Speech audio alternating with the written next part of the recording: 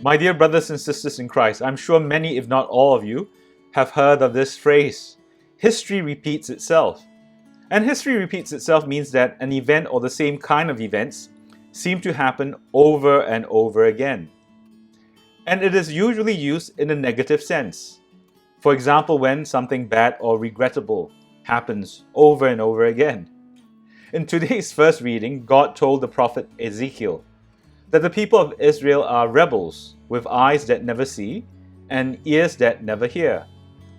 It is interesting to note that Israel was not a rebellious people once, or were they blind or deaf to the word of the Lord a single time, but that it happened over and over again. Why did they keep to their obstinacy? Why did they continue to be rebellious? And why did history keep repeating itself for the people of Israel? And in today's gospel reading, Peter asked Jesus how often should he forgive his brother who has wronged him. As often as 7 times, Peter said.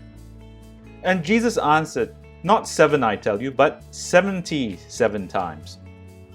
Jesus' message of forgiveness is clear. We should be always forgiving. But what is more interesting is the fact that some people need to be forgiven not only 7 times, but 77 times. What this means is that these people keep making mistakes over and over again. History repeats itself. I suppose it is understandable if they do not make the same mistakes over and over again. We are imperfect after all, and therefore we surely have our limitations. The important thing is that we show improvement over time, and we do not make the same mistakes over and over again. But for some people, why do they keep making the same mistakes?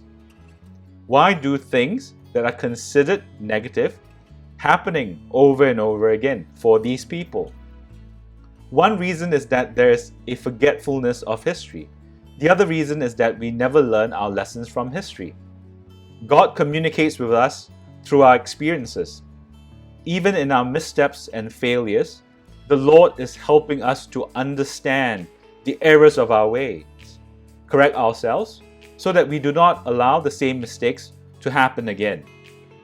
However, we need to consider our failures with eyes and ears wide open, a willing heart to learn and grow. The problem sometimes is that we do not think of our mistakes as our mistakes, or consider our failures as our failures. We do not want to take ownership of our shortcomings. We do not want to admit we have done wrong. My dear friends, live a life in truth. When we make a mistake, accept it and own it so that history does not repeat itself.